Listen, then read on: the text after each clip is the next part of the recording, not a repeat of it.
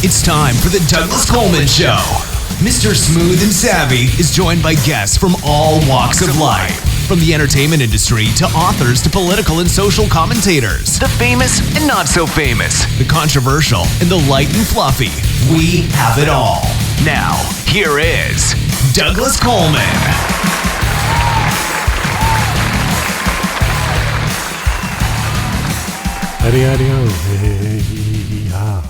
Welcome to the Douglas Coleman Show. It's me, Douglas Coleman. How are ya? Mr. Stuart Epps is here, and Stuart is a returning guest. He was on the show 2 years ago, and we didn't nearly have enough time to talk. Stuart has a lot of stories to tell, a lot of great stories. He's had a pretty fascinating life, been in the music business his whole life. So I was happy that he could come back, and needless to say, 1 hour wasn't enough. So originally I was going to do it as a part 1 and part 2 and part 3 kind of a thing, but it was just one continuous conversation. And to cut it would be like anybody who's old enough to remember 8-track tapes. They would cut a song right in the middle. They would fade it out, and then the thing would change to the next channel, go ka-chunk, and then fade back in again. Awful, okay? So this being just one long conversation, I said, forget it. It's just going to be a 2-hour long show. And even at 2 hours, we still didn't have enough time. I think maybe I'll work with Stuart about doing a mini-series. We'll just keep on going, and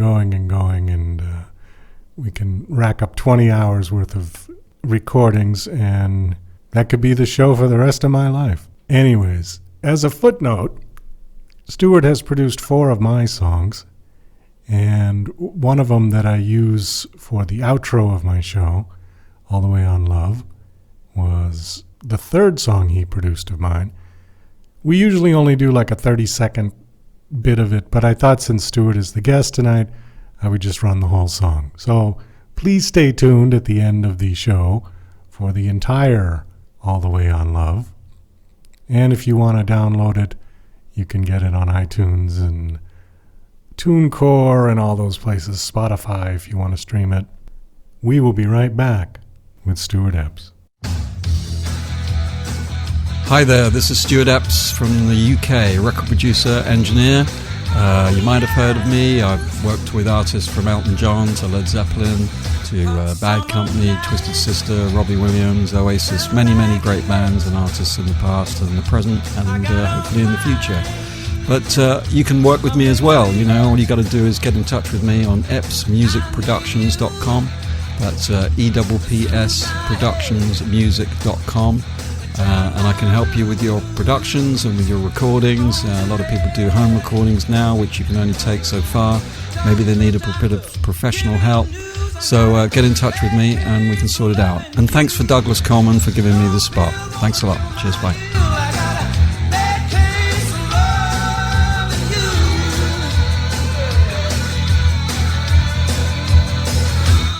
And now... Hey, Rocky, watch me pull a rabbit out of my hat. Again? Nothing up my sleeve. Presto! Ooh, don't know my own strength. Now here's something we hope you'll really like. Okay, please welcome back to the Douglas Coleman Show, Mr. Stuart Epps. Hello, Stuart. How are you? Hi, I'm good. Welcome back. Nice to talk to you again. It's been a while. Yeah, nice to talk to you. As I mentioned in the email, it was 2 years ago that you were on this show. You were the second guest that I had. I just started the show. Right. We've done a lot of things in the last 2 years. Time has gone by quite quickly. And I wanted to get you back on because, as I remember, we just ran out of time. And it seemed like we were just getting started with the interview, and we had to cut it off. So I know you've got lots of stories and lots of things to talk about. Let me just recap for people who may not have heard part 1. I'm going to call this part 2, but it'll probably be a standalone anyways. Yeah. As we mentioned in the last episode, you worked at Dick James Music Publishing as an office boy way back in the turn of the century, somewhere in the 1960s. And now we had talked about how you got the job and this and that. The one question I did want to ask you, when you were there, did you meet Brian Epstein, or was he dead already? He certainly wasn't dead, no. He was very much alive. I mean, when I joined Dick James, it was 1967. So these were the heights of the Beatles' popularity. And actually, as the office boy, I used to... I don't think I went there very much, but I visited once or twice NEMS. It's called NEMS Enterprises, right. which was Brian Epstein's company with his brother Clive Epstein. But I never met and never saw Brian Epstein. That's for sure. Only have found out everything about him since, or whatever you can find out about a guy like that. Not one of the people that I met. Just one of the legends that you heard about working with Dick James. Right. Well, I was reading the whole story earlier this afternoon about how the Beatles lost all their publishing rights and that whole fiasco that went on. I don't really want to get into that, but it was just interesting to me that the relationship between Dick James and Brian was so friendly and so personal, and then when he died, the whole thing just fell apart, and everybody started fighting and fighting to get the majority shares, and just a big mess. Well, I think some people look upon the music business as being something different because music is involved and art is involved, and they tend to mistake it for being a different business like any other, but really it's not. And it's a very cutthroat industry, just like any other. Maybe more cutthroat, more difficult, because it's so difficult to be a part of and to be, successful in. So I think somehow when, music's music, everyone loves music, people love the Beatles and everyone loves the music, and somehow when business is involved and money's involved, they tend to think, oh no, that's not good, or that shouldn't be a part of it. Like I say, it's a business like any other, and Dick James was a businessman as much as being a very musical guy himself. That's his background, singing in orchestras.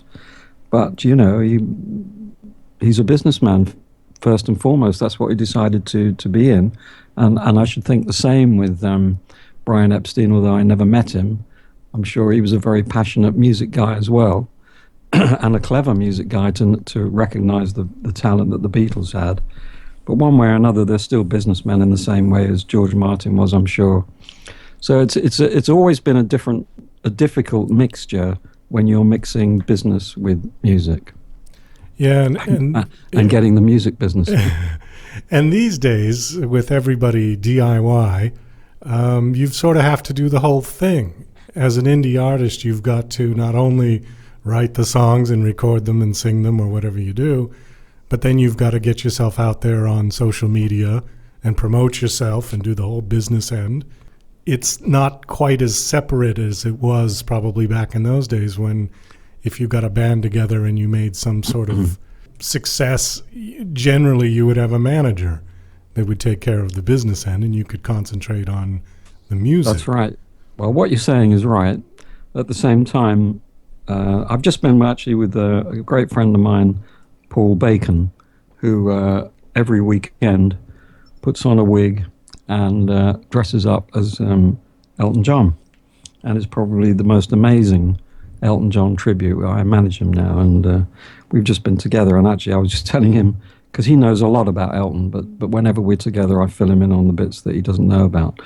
And so we were talking about the music business and talking about Elton specifically, and in reference to what you're saying is that, you tend to find that the artists that have been successful are the ones that weren't just brilliantly artistically gifted, but also had their heads screwed on as far as business is concerned, and didn't just see it as wanting to write nice songs and sing them and perform, but actually wanted to really succeed in the business of, in the music business. So, they combine those things. So whether they had managers or not, obviously I always say that every band or every artist should have a manager, but whether they had managers or not, they also had their own ideas of how they wanted to be and how successful they wanted to be, and to be honest, I think that's what denotes the ones that have succeeded. It's sometimes beyond their even their artistic merits. And obviously, to succeed, you have to be artistically gifted, but I also think you have to be, have the business thoughts as well as to how to succeed and to be prepared to take that on. Well, everybody knows the story of the Beatles, and when Brian died, how they tried to self-manage themselves and they created Apple, which was a nightmare. Absolute disaster, just hemorrhaging cash out the door. And they hadn't a clue how to run a business or how to do anything on the business side, because Brian sort of had his wall and he sheltered them from all of that. How was Elton as far as his business affairs once he became Elton John? And yeah, well, that's an interesting comparison. I don't think I've ever thought of it. I've actually never thought of making that comparison before. So that's very interesting that you brought that up. Because as far as the Beatles go, although I worked for Dick James and worked for the publishers, I certainly wasn't involved in the day-to-day running of the Beatles, which I was. I was too young. But as far as Elton was concerned, I definitely was. So I was definitely a part of that and saw how that grew and how that took shape and how that what form that took. And in in certain ways, Elton would be similar, because he just wanted to play his music. Yeah, he wanted to be hugely successful, but he was much more concerned with that than the day-to-day business running of it and the financial side. And although he's a very meticulous, incredibly meticulous guy, Elton, in his life, having everything organized, he's a very organized person. You can't do everything. You just can't. So he had to rely on certain people. In the very early days, that would have been Steve Brown. I was just telling Paul all about the Steve Brown history, how Steve Brown got involved and met Elton in 1967, 68, and started helping him in his career. And he was definitely... but to be honest, those days were slightly different because we were all working under the umbrella of Dick James' organization, which had the resources. It had lots of people, accountants, publishers, people doing all sorts of things. So we weren't in the wilderness here. This was the complete opposite. This was a very successful music publishers. So no one had to worry about wage or money Elton used to make money from doing sessions anyway. So money was not thought of, really. You were just doing this because it had to be done, and if money came along, then great. So it was a bit, they were amazing times, really. And I suppose when John Reid became Elton's manager and things really started to take off, and then there were serious amounts of money being involved with live performances and signing with Universal for millions of dollars and this sort of thing, then it starts to grow, and then it needs controlling, and someone needs to be controlling it. And I suppose the first one to really do that, as far as Elton's personal career was concerned, was John Reid, because he was a very, not adventurous, no, what was he? Very ambitious is the word I'm looking for, individual, and was ambitious. That's what you need as a manager. You need someone who's ambitious for themselves, but, if you're their artist, then they're ambitious for you as well. So that's what you need.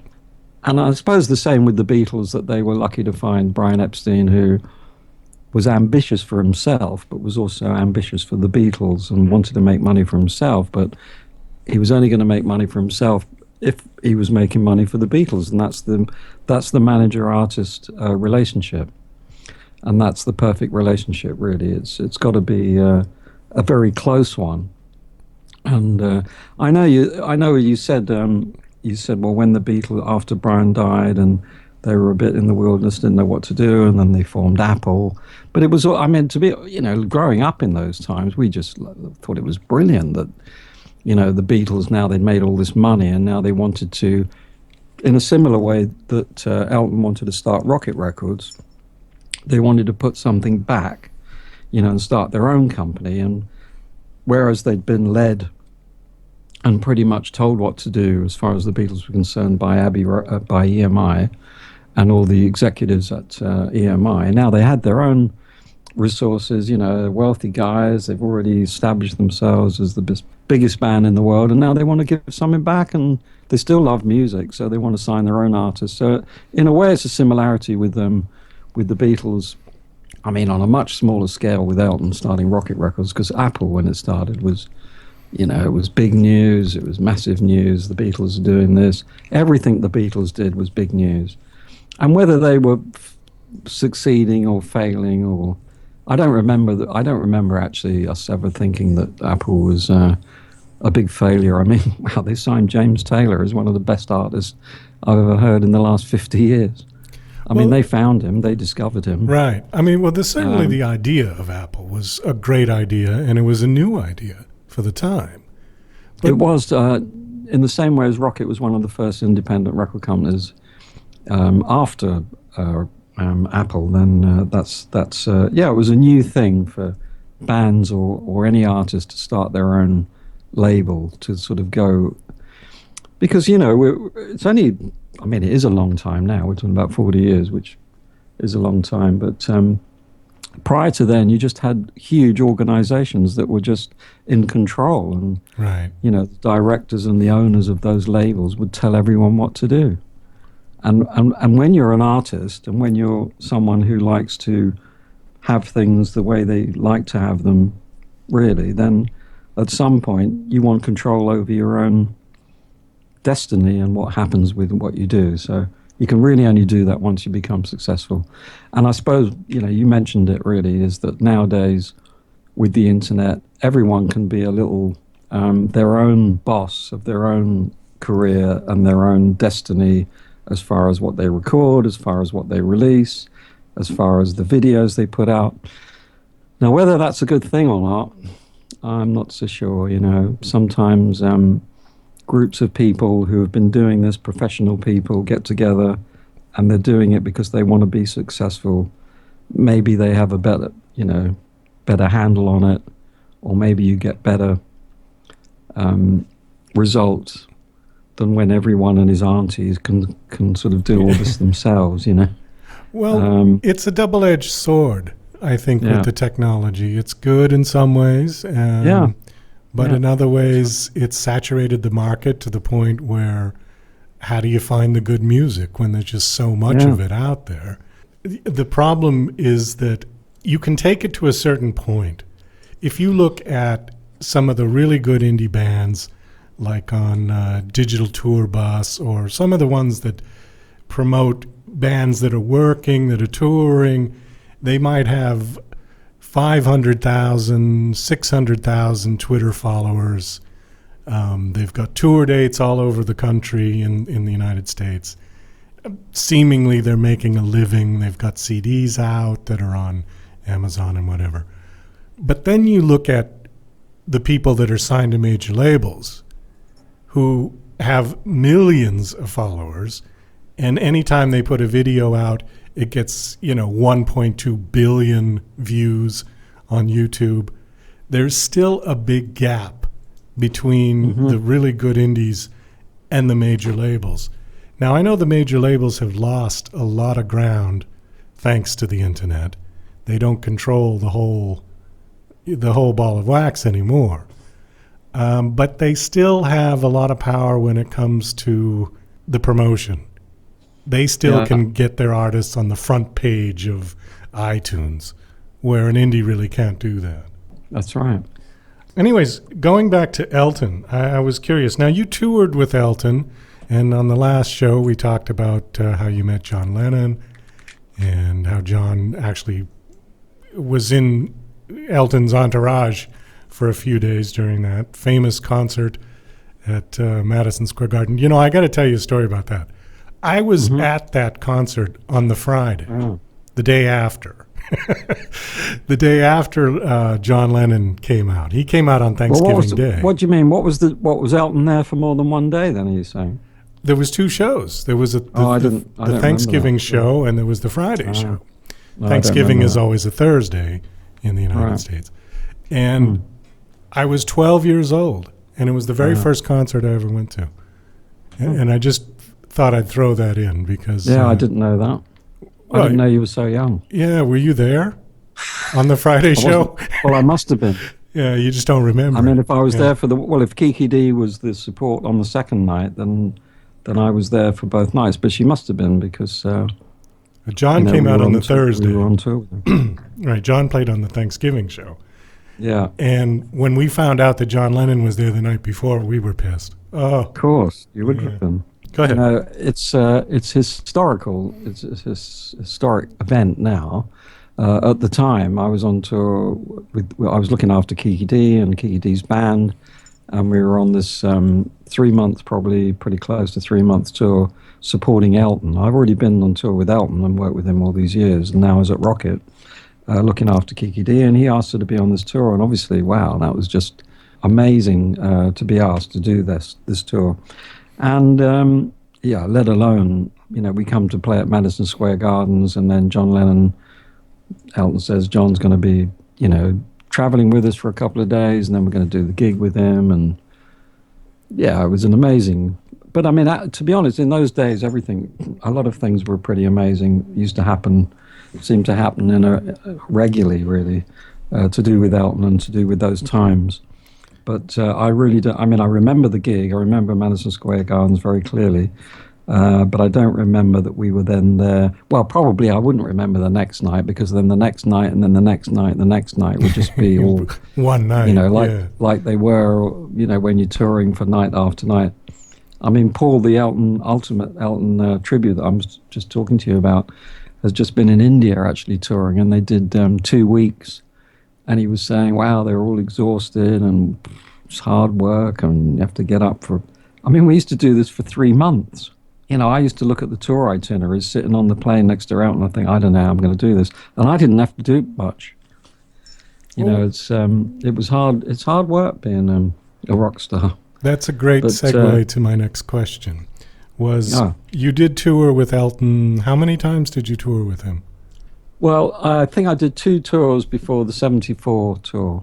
Okay. So can't remember what years, but it was probably 70, 71. They were pretty early days. It was just, I was working with Steve Brown, I was telling you about, and he'd already been to America with Elton when they played at the Troubadour, and with Leon Russell, and then when it came to the next tour, he didn't really want to go. He'd had enough of touring. So, Elton needed someone to be with him, and we were good mates. We were close. So I went there as his personal assistant. But they were still, we weren't playing stadiums or anything like it. We were playing small halls. But I remember turning up at the airport, aged 18, with the band, meeting the band. I'd never been to America. I'd never been to America. Oh, that was your first time to America. Yeah, and now I'm starting a 3-month tour. But we were all sort of a bit, Elton included. He'd been there before and obviously had more experience of it, but not really. So we were all like young. I mean, at the time, you don't think that you are young when you're 18. I didn't think of myself as a little kid, but obviously it was young. We were all young. But we were all experiencing it together for the first time. So it was very, very exciting, let alone the fact that America took to Elton John and his band in a way that was just absolutely brilliant. And for us that had been working with Elton and loving his songs and thinking he was great, it was just seeing a dream come true, really. It was just seeing, well, these are people that properly appreciate great music, and so they should, and absolutely seem to be enjoying it. Woo! I don't know what that is. But that sounds like the church bells in Cookham. Well, actually, it's a boxing. That was the end of the round. But, American audiences were so brilliant and probably still are. They were much different to the audiences that Elton had played to in the UK. They seemed to go out to have a good time.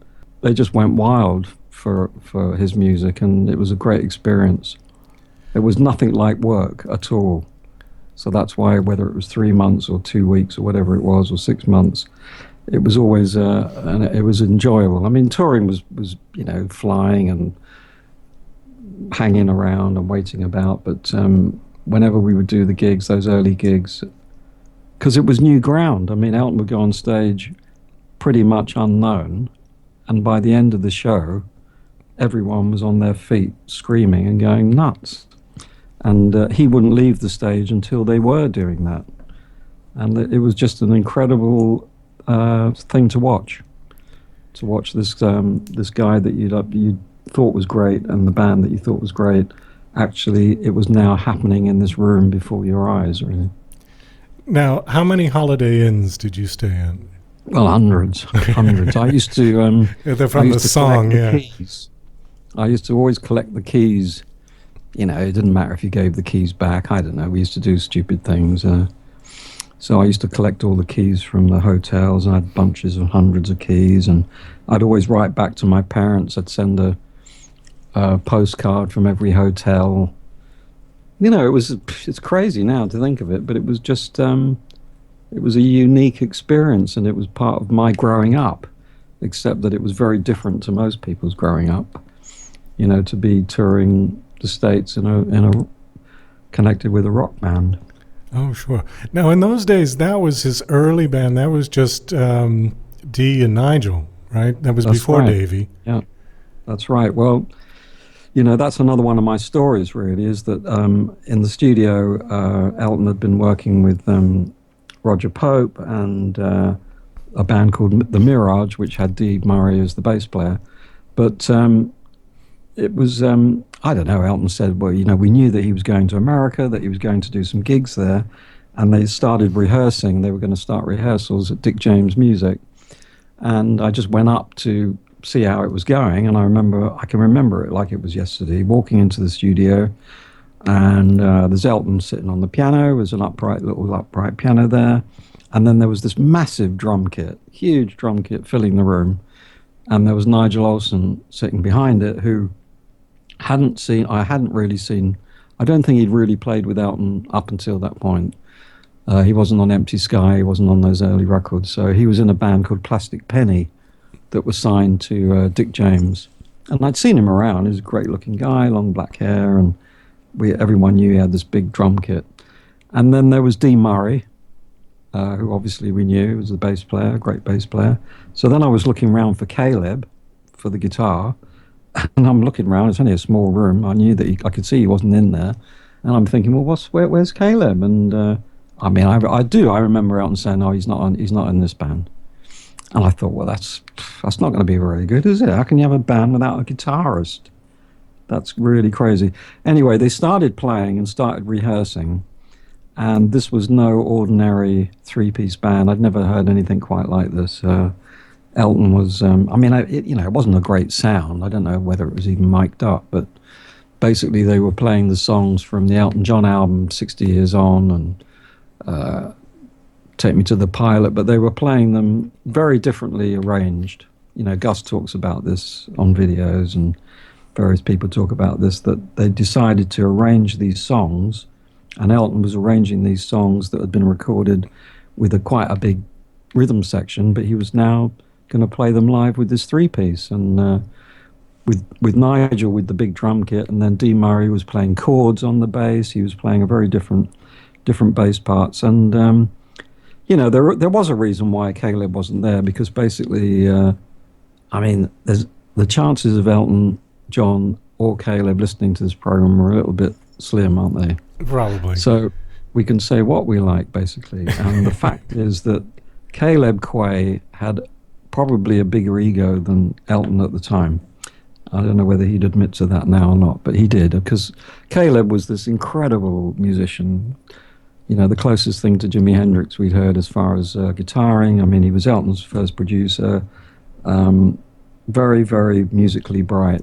And him and Elton was sort of, they were mates. They were great mates, but they were also kind of in awe of each other, or Elton was in awe of Caleb, and, maybe out of the two of them, Caleb was the stronger personality. So I think Elton had decided that there wasn't room for two massive egos in this band, So one of them had to go, and obviously it wasn't going to be him, so it was going to be Caleb. So, and also when you take the guitar out of the mix, there's much more room for the piano. And Elton, by any stretch of the imagination, is the most amazing keyboard player, amazing pianist, and wanted to be at the forefront of this band. So that was his invention, really, piano, bass, and drums. And when they opened up at the Troubadour, everyone expecting to find a very sort of laid-back English country gentleman style, maybe more like a James Taylor-y English equivalent of a James Taylor artist. Instead they got this big band sound, rock sound from piano, bass, and drums. And we all know that he then, apart from doing the songs from his album, he also then would do a rock and roll medley of what were the songs that he used to do? A whole lot of shaking going on and stuff like that. That was totally they were unprepared for that, and they were brilliant. I mean, it's a very good time to be talking about this because Elton has just released the live album called 17/11/70. The date tells you when that was recorded, although in America it's called 11/17/70, right? Yeah, because you tend to put them around the other way. But we're still talking about a long time ago, and that is the three-piece band. And Elton says at the moment that that's the best live album ever made. Where I'm not so sure, but it is a great live album, and they were just a great band. The three-piece band, that's who I went on tour with, were absolutely stunning, brilliant band. Where was that album recorded? Well, it was recorded in New York. I can't remember exactly. It was a radio broadcast. It was live in the studio? Yeah, it was live in a studio with an invited audience, one of those. Oh, I see. Okay. And it was probably one that would just have, like when you're on tour or whatever, you get invited to a radio station, and it might be recorded, but I don't know whose idea it was, but it came back to Dick James, and someone decided we ought to mix this, and I think I'm singing on it somewhere. I'm singing on Can I Put You On, I think, because we added a few bits and pieces. And it's got a great sleeve, it's a black and white sleeve with Elton in silhouette, and I wouldn't be surprised if it was an Ed Cariff, because I was involved in the record company and all to do with the sleeves and everything else, promotion. So it's got a great sleeve with Elton on the front. And anyway, it was a great album. It's a great sound.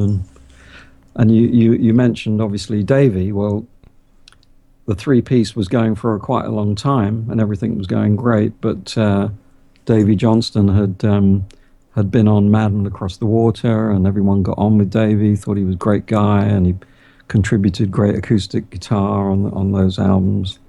And somehow it was suggested that he should join the band or rehearse with the band. And that's what happened. And I mean, it was a strange situation to start with, because actually Davey didn't even have an electric guitar, to be honest. Maybe not everyone knows that. But he didn't own an electric guitar. He didn't have a very good electric guitar. And Elton had bought a Les Paul, a black Les Paul, at Manny's, which was a famous music shop in New York. In New York, yeah. And he just gave it to Davey. He said, "Oh, I can't get anything out of this," because I think Elton did consider being a guitarist at one time, and or wanting to play the guitar on stage, because he was fed up with having to just sit at the piano all the time. But that didn't work out. I mean, what a weird thing if you imagine that, Elton playing guitar. Elton with a guitar. I can't even picture him with a guitar. Yeah. That's right, isn't it? I wouldn't want to see that. So. So he just gave the guitar to Davey, and it became it's still, I think, his favourite guitar. He's been playing it for 50 years or whatever. But the first few gigs with Davey were a bit strange, and I think Nigel and Dee were a little bit put out because everything was fine. We didn't need a guitarist. But obviously it worked out in the end, and then they became the four-piece. I did want to ask you about Goodbye Alabic Road. I saw the documentary. It was on YouTube. There was a quick interview with Dick James, and they had shots around the chateau. Were you there? Of course. Okay, then it was you, because I've seen you in that film. Well, I might be in the film, but I wasn't only there, but I was actually instrumental in organising that whole situation. Ah, okay. Because, see, being a backroom boy, as it were, then no one seems to know what anyone does unless I tell them. But the way it started out was that it had been said that Elton had been told that if he wrote songs outside of the UK, then there's like tax benefits from that. That wasn't necessarily the reason for doing it, but for the album after Tumbleweed, we were looking around for places to record, and Elton often used to copy what the Rolling Stones. He was big fans of the Stones, and we'd heard that the Rolling Stones had moved to France, and they used to record in France with their own mobile studio, which just sounded like what a great idea. You don't have to go to London. No one likes driving to London or being in London, and you've got to work at certain hours, 10 till 1, 2 till 7. It had been very strict recording situation. So, we were just, we could do anything really. So Gus and Steve Brown were talking about, let's look into this idea of going to France to record. So I organised it that they were going to meet up with some of the Rolling Stones road managers in France, but what they used to do is to find a chateau or a big house where you could set up a recording rooms and use the mobile to record. So that was the idea, and Steve and Gus went over to France, and I'd set up a few things for them to do. But while they were there, they also went to this existing studio. I'm not sure whether I set that up or who organised that, where the Stones had actually recorded as well, which was the Chateau d'Edouville, a couple of hours away from Paris. And, the way I heard it was that Gus walked into the studio where there were musicians playing, and, there was a band playing, and he just thought, wow, they sound good. And then he walked into the control room, and the way he explains it is the first time when it didn't sound any different. The sound that was coming through the monitors in the control room sounded very similar to the sound that was being created in the studio. And he immediately wanted to know what the desk was and what technology they were using. And it was an MCI desk. And anyway, so, the Chateau was an amazing place, but that was what excited everyone. Everything, it was a very exciting idea to go there. So it was immediately booked, and everyone arrived there. It was the first time that everyone had lived together at the same time as recorded together. But not only that, I'm not sure if that was the case with Honky Chateau, but when Yellow Brick Road was recorded at the Chateau, Elton also wrote the songs there. And I was definitely there, not all the time, but I was there through some of the recordings, and it was a completely different atmosphere, to be honest, than it was like everyone living together. It didn't always work out there. You'd be, Elton's not the easiest person to live with, and there'd be rows and people upsetting people because a lot of the wives would be there, and but it was all part of it, really. It made for an amazing atmosphere, an amazing mix of people living together, and that's why I think some of those amazing tracks came out of that period. The Yellow Brick Road album. Elton wrote all those songs within a few days. He had the lyrics. Bernie had given him the lyrics to Yellow Brick Road, but he didn't have any of the songs written. And as far as I have heard or remember it, he would get up before everyone first thing in the morning, sat down, wrote all that album. One song after another. That's amazing. Yeah, there are total classics off of that album, and that period, really. I think that's what we were saying. We often say that every artist has their ultimate period when they're just writing the best stuff they're ever going to write in their life. And this was part of that period for Elton. Just churning out songs you just could not believe. You couldn't believe these were, play you a song, you go, I've never heard anything like it. Didn't sound like anything he'd written before. Amazing. A great team working with him, admittedly. Gus was such an amazing producer, but he had such incredible material to work with, and all these great musicians, everyone put together and producing great stuff. Let's talk a little bit about Gus. How did he become involved with Elton, and how did you meet him? And just tell us a little of his backstory. This is funny because I've just had this conversation. Oh, should have recorded it. We could have just shoved it in. Yeah. No, I can come out with it every 5 minutes. I don't mind. I should tell the story as I just told it. So, Steve Brown was Elton John's producer. He had originally been hired by Dick James as the plugger at Dick James, and he came into my room where I was the disc cutter and listened to what Elton was doing, and apparently didn't like it very much, which was the album prior to Empty Sky, which we thought wasn't very nice because we thought it was pretty amazing. But, it was very flower power. Was that the Friends album? No, this Friends came later. No, this was an album that was never released. It doesn't have a title. Oh. But there were titles on it like The Tide Will Turn for Rebecca, Tartan-Colored Lady, The Year of the Teddy Bear. Some pretty strange. These were lyrics that Elton wrote. This was prior to Elton meeting Bernie. Oh, I see. So they were pretty strange, but we thought it was great anyway. You can get them. You can hear this stuff. They're called the DJM demos or something or other. But they're the tracks that Caleb produced in Dick James' studio, and we thought it was marvelous. Anyway, Steve wasn't so keen. I don't know. He didn't like it, but he then became Elton's producer, and the first thing that he produced was a song called oh dear, I can't remember what it's called. What was it called? Now, I didn't not remember this when I was talking to Paul about it. I'll remember it in a minute. Okay. Whenever it pops into your head, just throw it in. The very first... Elton had a single out. It wasn't even on DJM because we didn't have the DJM label, called I've Been Loving You, which was a very poppy record. Lady Samantha is the song. Lady Samantha lies over the hill in a long satin dress.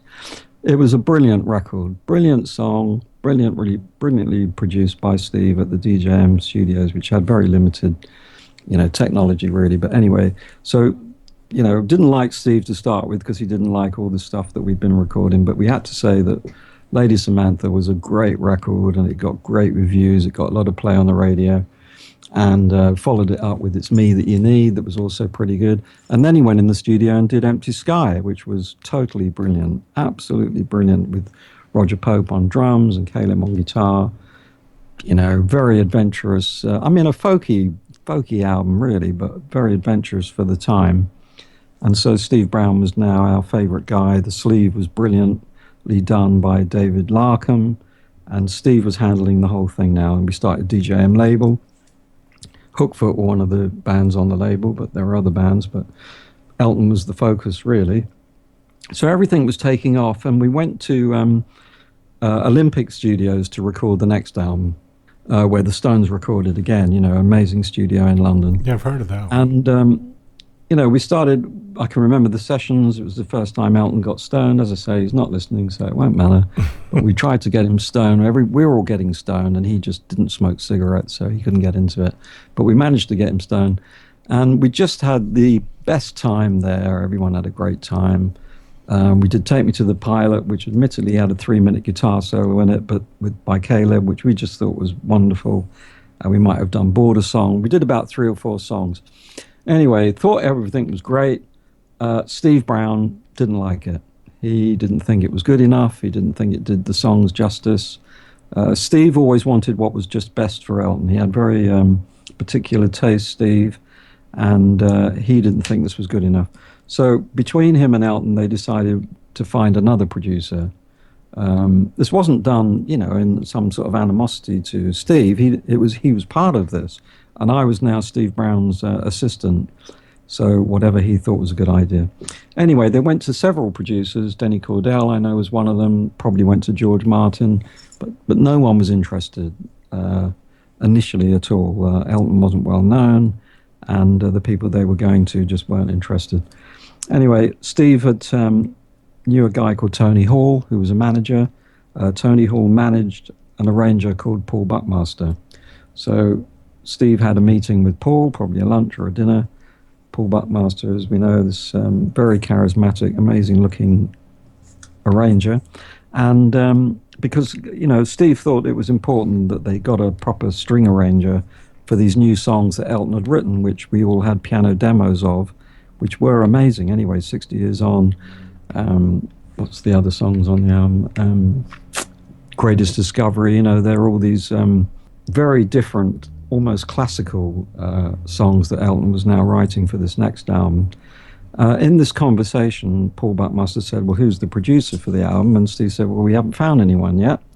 And Paul definitely said, well, I've just been working with a guy, Gus Dudgeon, and you should give him a call.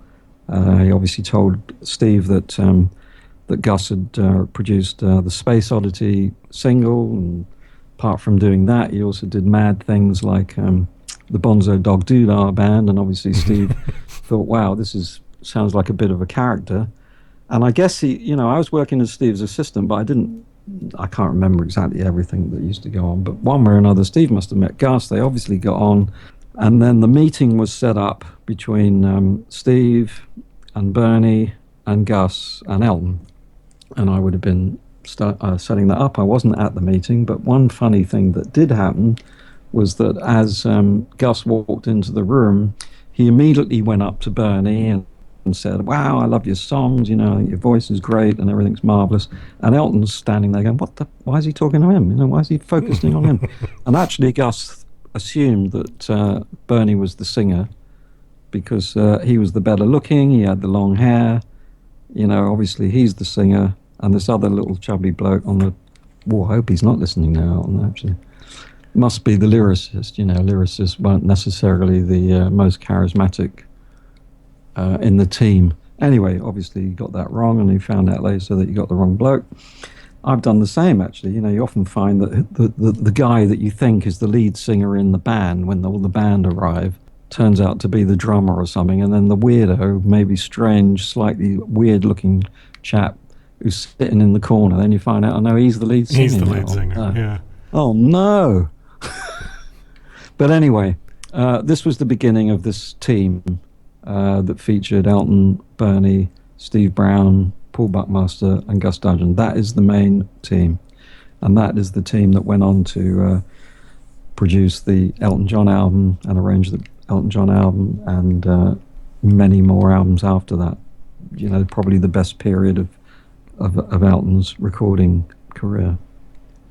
So what happened? I can't remember what the question now was. No, you were asking. I just asked you to give us a little backstory with Gus. Yeah, well, which you did. To put more emphasis on that is that Gus was.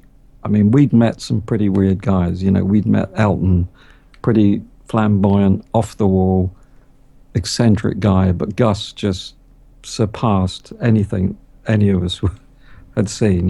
He was older than us, and he was pretty eccentric, public school, but totally in control. He was the leader, and Elton, in his own words, said that Gus was like the sergeant major. He was like the captain of the ship, and would always have an idea. Was totally in control. He just led the whole recording situation, picking the songs. It was it was a marvel to see this guy work. Let alone when we got into, and I was instrumental in booking all the session musicians for the Elton John album, booking the studio, Trident Studios. It was put together like army maneuvers, really. They had meetings to discuss the arrangements. Every song was meticulously thought out and arranged and actually written. All the music was written for those songs. That the musicians then were chosen who could read music, and that album was it was like our Sgt. Pepper, really, although it wasn't the same, Sgt. Pepper was more avant-garde, I suppose, whereas the Elton John album was more meticulously, more like a classical album. But what Gus, if you listen to Empty Sky and then you put on the Elton John album, there's such a complete difference between the two of them in terms of production and arrangements and sound that it just took Elton into another sphere completely, And admittedly, it didn't sell. People weren't buying this album in its millions, but by any means. But it got amazing reviews. And Steve also was in charge of the sleeve. You know, I could talk about the sleeve. It's got the black sleeve, which had a lot of atmosphere to it, although the main reason for that was because Elton wasn't the most photogenic person on the planet. And although we'd booked the best photographer, he wasn't even a rock photographer, really. He was more like a fashion photographer, David. I can't remember his name now. I should remember his name. But anyway, but the photos, although they were brilliant quality, Elton looked very, very funny in most of them. So he chose the dark one, which was crazy, but it actually gave it a lot of atmosphere. And everything to do with that album, Steve was involved in, and I was involved in, to not just project the music in the best way, production-wise, sound-wise, but also everything around it, you know, all the artwork, even down to the way Elton John was written. You know, we chose the type and everything just to make everything perfect and to give it its own atmosphere, really. So this was really the creating of, and Gus's productions were just completely vital to all this, really, and amazing guy, you know, and he should be here right now. You'd brought up Sgt. Pepper and George Martin in there, and I do want to try to make a comparison. With George Martin, as the Beatles' music became more sophisticated, his inputs and arrangements of orchestrations and things, and suggestions about, we can do this and do that, became really key to what the Beatles' music sounded like, especially in Pepper and those days. How much did Gus do that with Elton's music, or was Elton's music... Everything. Well, everything, really, but what is interesting is if you hear Elton's piano and voice demos, if we're talking about the Elton John album, then a lot of his piano parts are what became the orchestration. So, you know, you didn't realize it at the time. It's only actually in the last few years that I've actually realized it more, because I did do a whole program on the Elton John album, is that, you know, it was all based on Elton's amazing piano parts, and that's still the case with all his, you know, the songs that he writes, the piano parts that he wrote to go with them designate to a big degree how the production and how the arrangements are going to be. So, you know, one wouldn't exist without the other one. It's not just that there was a few melodies and then Gus turned them into these magnificent, and Paul Buckmaster turned them into these magnificent arrangements. You know, they had to start with the song and Elton's piano part.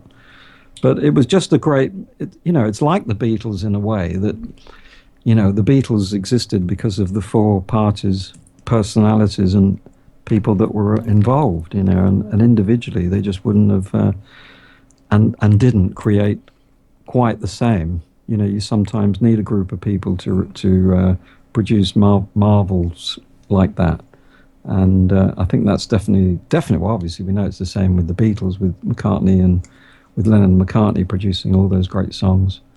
And I guess it was, you know, somewhat similar with Elton, not so much with, well, obviously with Bernie. I mean, if you listen to the songs that Elton wrote before he met Bernie, they're nothing like as great, really, as the songs that he wrote with Bernie. So it's a similar situation, and this great team that Elton had around him to make these great albums. It has become history, what we're talking about, and none of us expected it to be like that, and I'm sure Elton would be one of the first to agree, although he always knew he had something special. At the same time, you know, none of us thought that his music would last 50 years, 60 years, and it will last forever, that it was that, you know, that it really was that special. But it's not only Elton's music. Obviously, a lot of the music that was made in the 70s, people are still loving and listening to and discovering. And so it's marvelous for people of my age that lived through it to talk about it, because it's still, we never imagined that it would be talked about. You just thought it would, you know, you'd get old and something would come up to take its place that would totally annihilate what went before. No, that hasn't happened.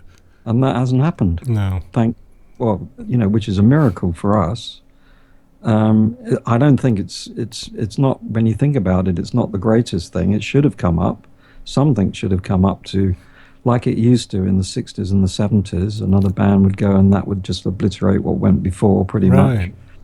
And it just doesn't seem to happen that way. You just get, artists that maybe rearrange what went on. I'm still knocked out. I mean, you were talking earlier, we were talking about new bands, and I've been working more with Reverb Nation lately. Oh yeah.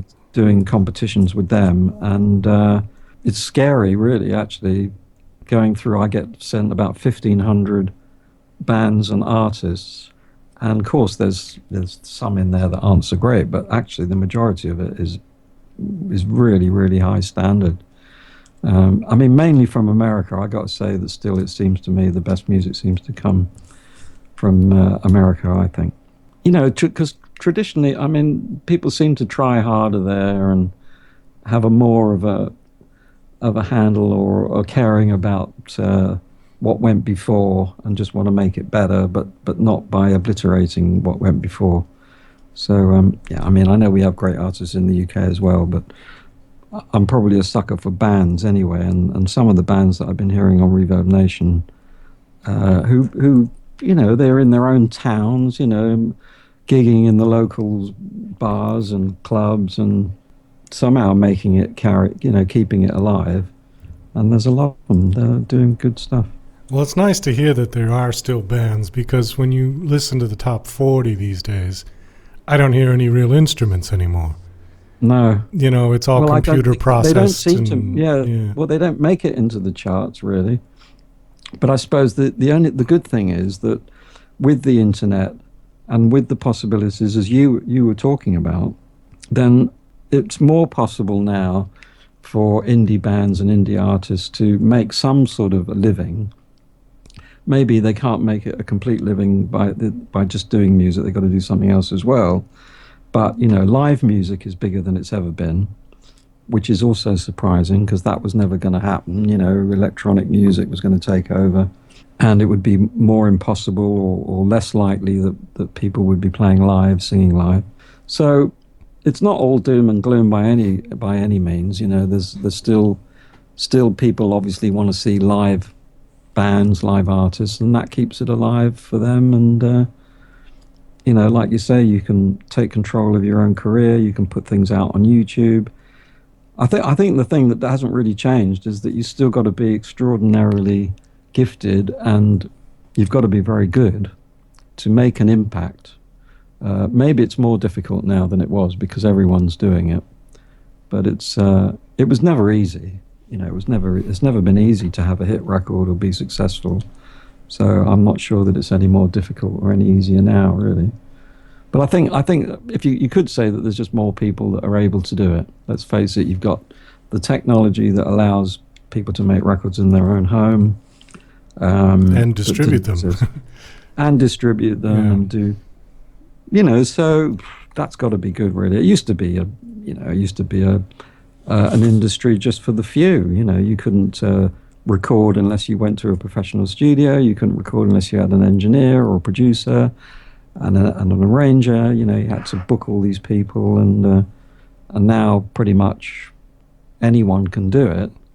I think that what people find out is that even though anyone can do it, it's still not easy to produce something, brilliant. So you still need the ear, and you still need to have the knack. That's right. Of how to do it. I can't really do it very well. That's why you have done it well. We've done it well together, haven't we? Well, I can do my bit, but what you do, I would rather leave you to do it. Because when I've tried to do it, it doesn't work out quite as nicely. Yeah, I suppose that's the thing that I'm up against. At the same time as I say, I'm up against the fact that, I often get artists sending me material and they say produced, arranged, written, everything. I did all this, and I think, let's have a listen to what you reckon that you've done the lot, because I'm a believer in people doing what they're best at doing, and I don't think that it's very easy ever for someone to be able to do the lot, to be the best producer, to be the best arranger, to be the writer, to be the singer, guitarist, I think there's a handful of people that have done that very well. You could say Prince and Michael Jackson and Stevie Wonder, McCartney, but you can still sort of count them, really. Right. The people that were able to just put records out and they did everything, but it's all brilliant. There's still only a handful of those, and I think that's part of the problem, is that youngsters have got it all much more. It's much more easy for them to do things on their own.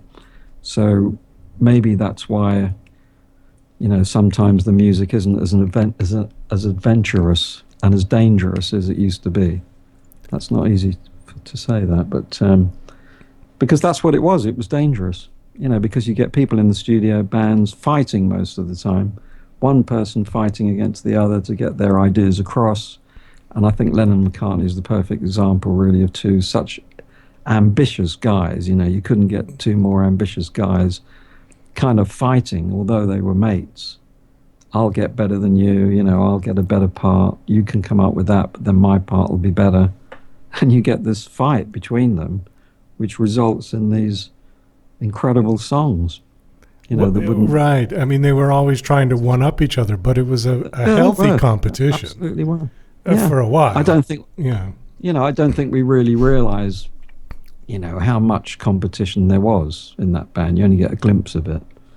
But I think they were, actually, I think the fact that they were Liverpudlians has got a lot to do with it, because I've worked with Liverpudlians since, and they're pretty different, really.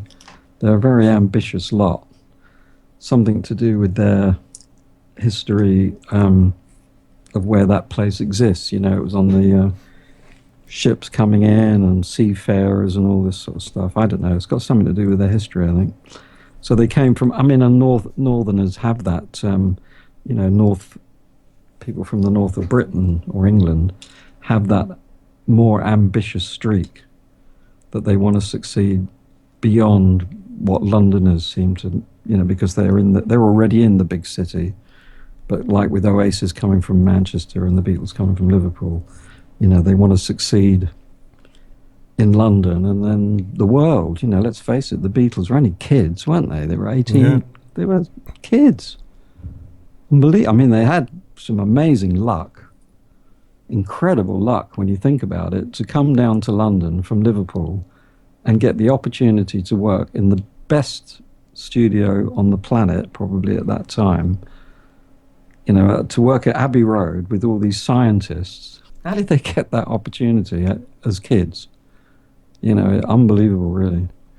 How did it wind down with Elton? What was eventually you stopped touring with him, and he went a different way, or? Well, I never worked for Elton. I guess people think that I did, but I didn't work for Elton. I worked for Dick James, and then I worked for Rocket. Okay.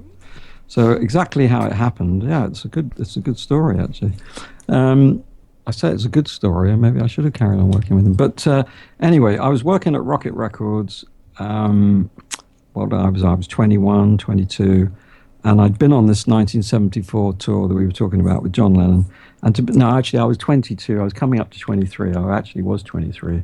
And to be honest, at that time, I thought I was getting very old, and I'd pretty much done everything. And while we were on this tour, we went to Hawaii. I know this sounds like a joke, but it is for real.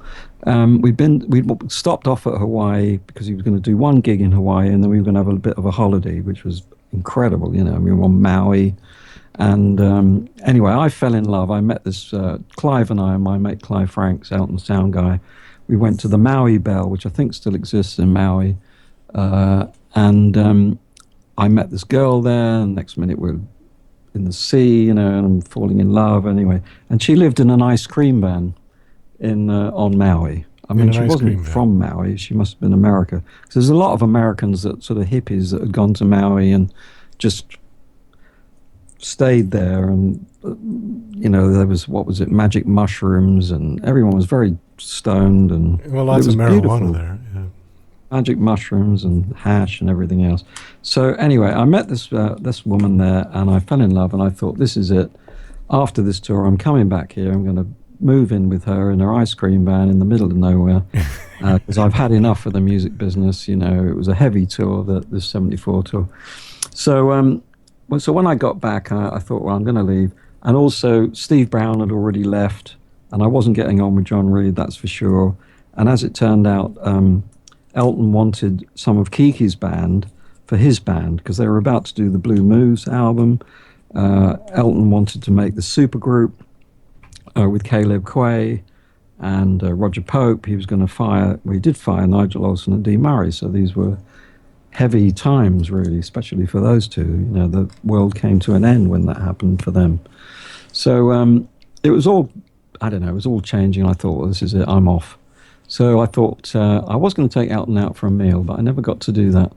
But I thought, well, I must say goodbye to Gus, because he's been brilliant. So I went to visit him at a studio in Wales, Rockfield. And I said, oh, Gus, I'm going to leave. Steve's left and can't get on with John Reid. He tries to strangle me most of the time. He's an evil little bloke. Now, John Reid won't be listening to this either, but he knows that he was a bit evil in those days. And Gus said, well, it's a shame you're leaving, but anyway, you're leaving. He said, and he starts telling me about the studio idea. He said, well, I've had this idea. I'm already doing it. I've bought a property in a place called Cookham in Berkshire, and I'm going to build the best studio ever on the planet. And I just said, wow, well, I know Cookham. I used to go there as a lad. I used to go there with my parents on the river.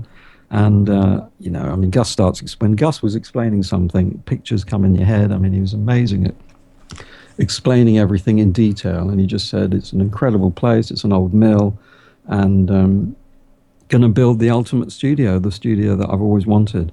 So I said, wow, well, I've got to go and see this place. So as soon as I got back to home, I was still living with my parents.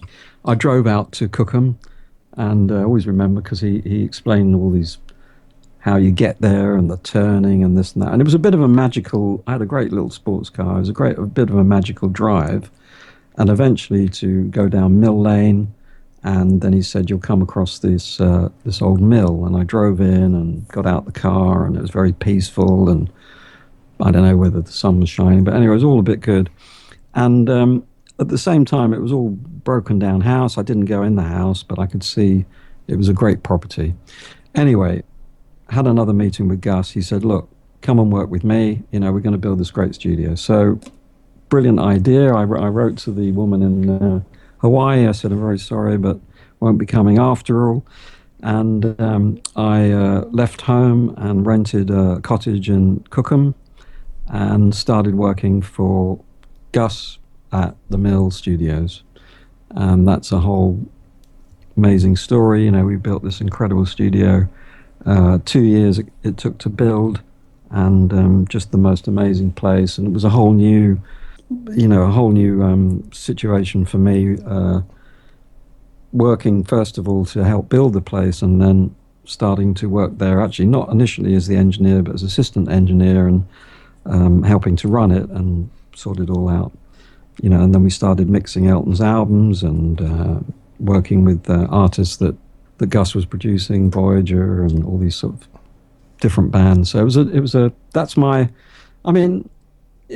wasn't, Elton came there anyway to record Single Man, so, that was nice that I was then working with Elton again, but I was never working for Elton, so I never actually, I don't know whether Elton was thinking, I wonder why he's left or whatever. He might have done, but, they were early days and people did what they were going to do. But I was still part of the organisation, if you like, because I was still working with Gus, and Gus was still Elton's producer. So that's the story. That's the story. So at the Mill Studio, which I know the end of that story was Jimmy Page bought the place at some point. Yeah, but right. Before we get to that, I wanted to switch and talk a little bit about Bad Company, and then Chris Rea, who you've worked with many occasions. But let's do Bad Company first. Now, they were signed to Swan, which was Led Zeppelin's label. Swan Song. Are you sure you wouldn't rather do Chris first? Can we do Chris first? All right. Because So, yeah, not to be funny or awkward, but that's the order that it came in. Oh, I see. Okay. Because when Gus built the mill, we had 2 lots of demos. He had tapes. He always had tapes of bands, but he had 2 lots of tapes. He had one solo artist, can't remember his name, and then he had this other tape of a guy called Chris Rea. And as soon as I heard this tape, I just thought, wow, this is good. You know, I love these songs. The voice wasn't amazing, but I really like it. It wasn't Elton. It had those sort of tingling effects that I got when I first heard Elton. So I was really into to this demos. And when Chris arrived at the studio, good-looking guy, great-looking guy. Not that I was into great-looking guys, but I'm just saying he was a great-looking guy. And, you know, he just arrived. I don't know, there was something about him as well. We just got on very well. And then we recorded his first album, which has got a whole big story to it. But I ended up singing on it, and we became great mates, me and Chris. And it was a very successful album anyway, and had this big hit, Fool If You Think It's Over. So that's probably the first big thing that we did at the mill was with Chris Rea, who no one would ever imagined in a million years that he would then go on. It's a similar situation to Elton, because it's the same way, you know, we knew Elton was brilliantly talented and should be successful, but you never imagined he'd go on to be the biggest song on the planet, you know. And admittedly, Chris Rea isn't as big as Elton, but, you know, he sold 50 million albums and ended up buying the mill. Chris bought the mill. Yeah, Chris bought the mill years later, yeah.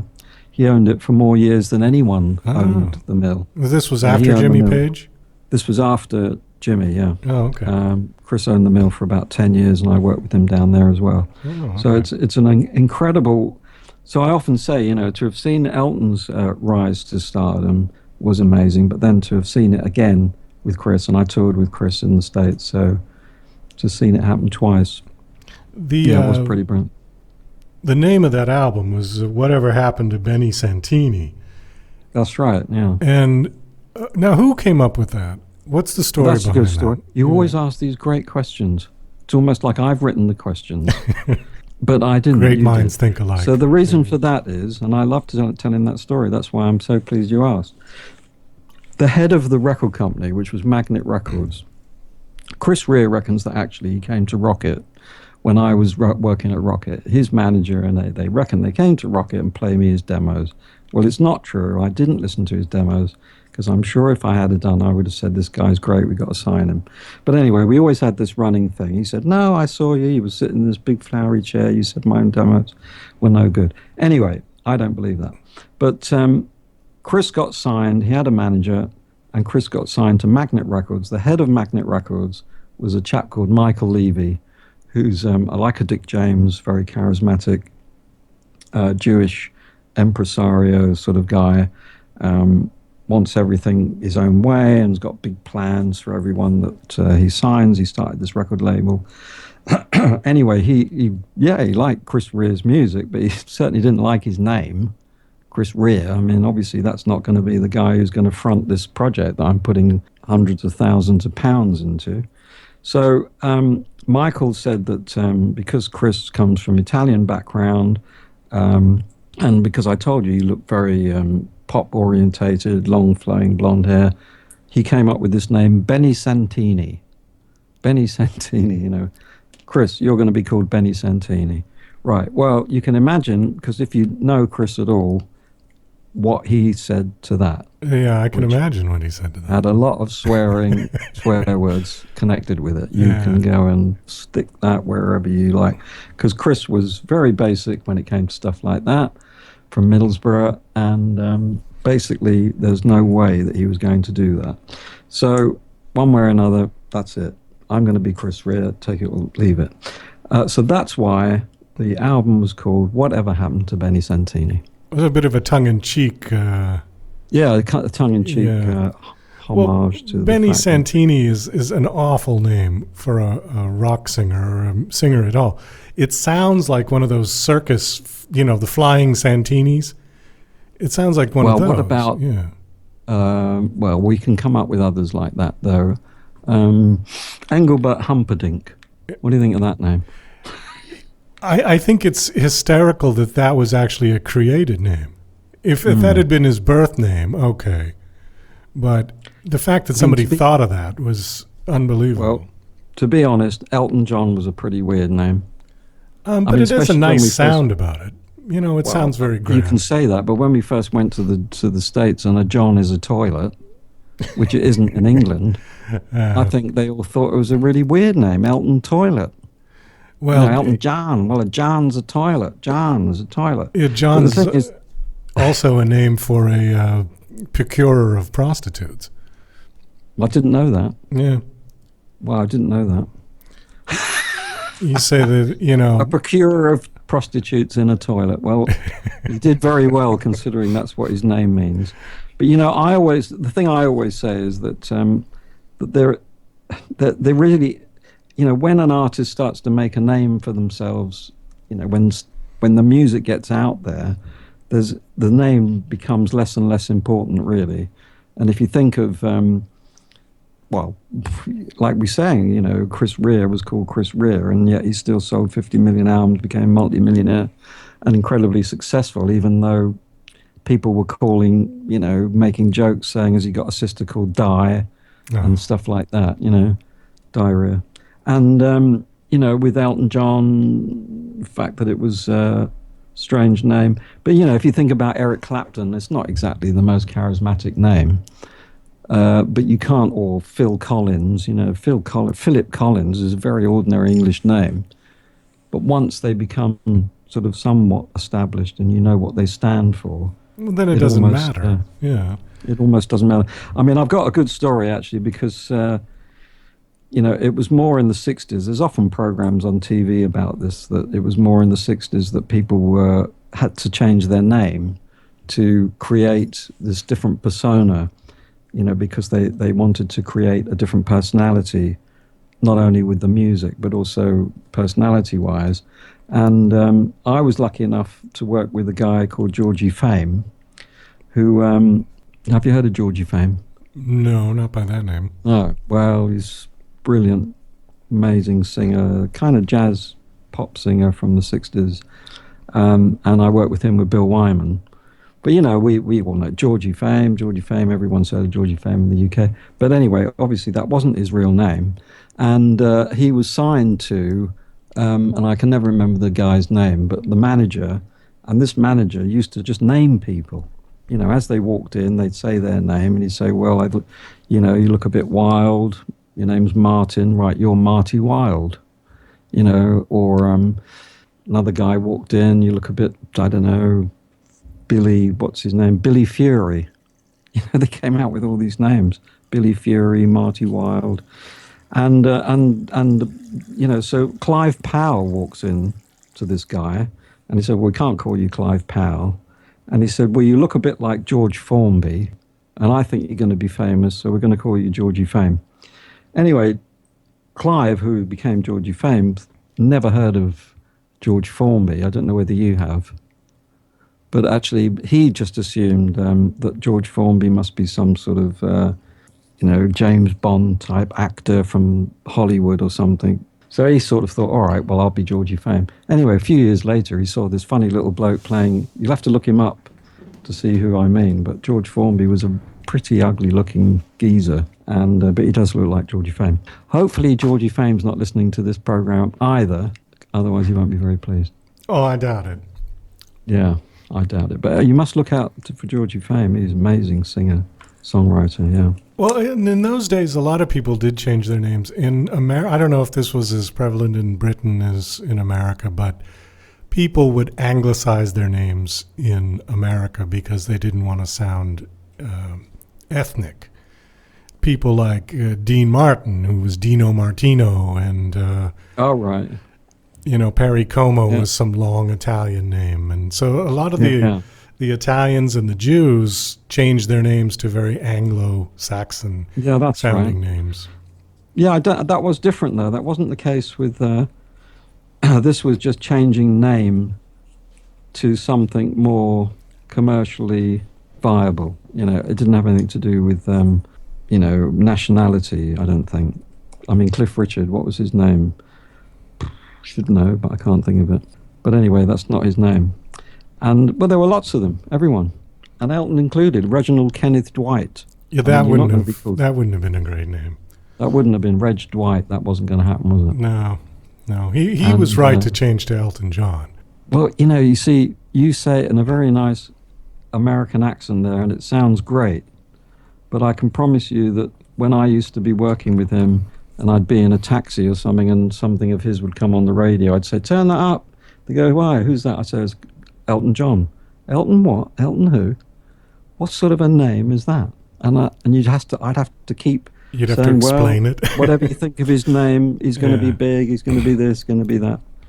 And in fact, I did a whole campaign that said Elton Who, and it was on buses and things like that. And we were always trying to think up, catchphrases or commercial ideas to sell the name and to sell him.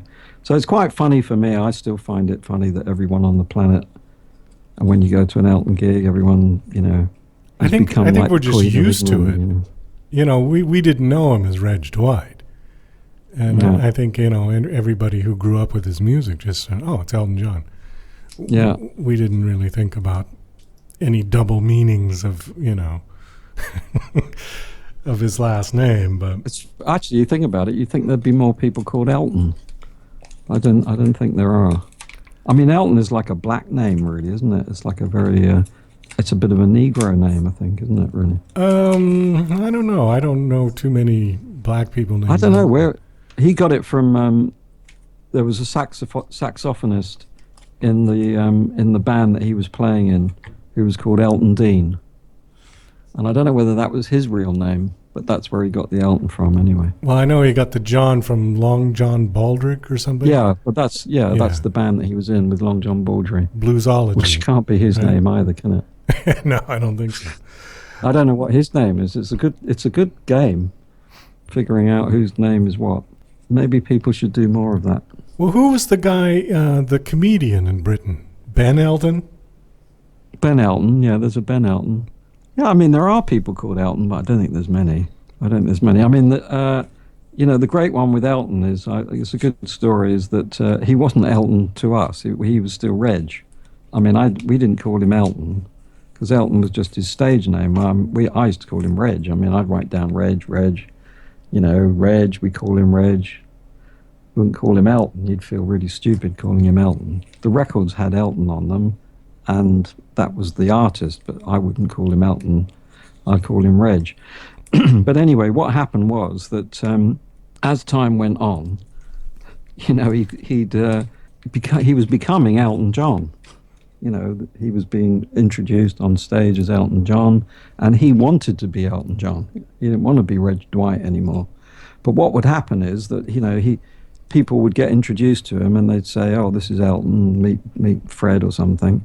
And then when they thought they'd got friendly with him, they'd suddenly call him Reg. Which is, anyway, Reg. It's a bit like Monty Python, really. And he'd suddenly think, why does he think he can call me Reg? He now thinks I'm his friend. So because I got a nickname as well, and I've sort of had that sort of thing. So one day he decided it was like a decree. It's like the king, well, queen in his case, in his way, decrees that he has now become Elton John. I am now Elton John. No one calls me Reg. My mum isn't allowed to call me Reg. Not even his mum. I am now Elton John. He changed his name by deed poll, which you have to do. You have to go. I probably was involved in that. He changed his name to Elton Hercules John. Yeah, I read that. That's his middle name. And so Reg died. Reginald Kenneth was no more. And so, I mean, that's the right thing, I suppose. That's what you have to do. So here, speaking of names, what about Farouk, who became Freddie? I don't think Farouk would have. But Freddie, what's his name? Freddie Mercury. Freddie Mercury, yeah, I don't know about him. Freddie Mercury. I mean, what a name. That's a great name. That is a great name, but I think they don't make names like that anymore. No, his real name was something like Farooq Basari or something. Yeah, he was born in India. Yeah, you're right. Yeah. One thing about Elton, and then let's move away from Elton and talk about something else.